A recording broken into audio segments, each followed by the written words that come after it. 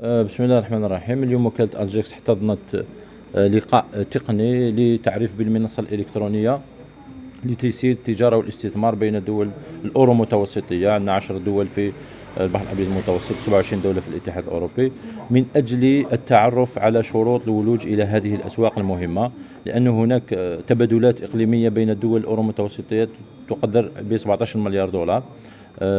يجب على الجزائر أن تستثمر فيها وتستغلها أحسن استغلال.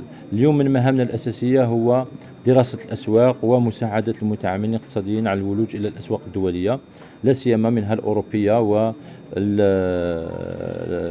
البحر الأبيض المتوسط المتعلقة بموضوعنا اليوم.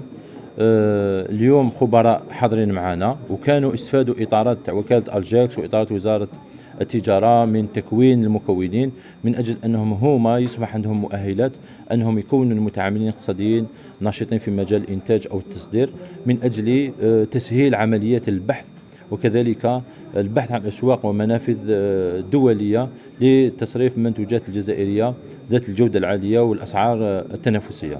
شكرا جزيلا. هذا البرنامج برعاية شركة بروتيليس لمواد التجميل.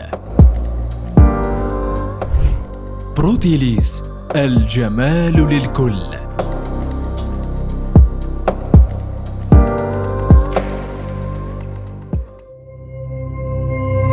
زيرتوب، أول قناة إلكترونية في الجزائر.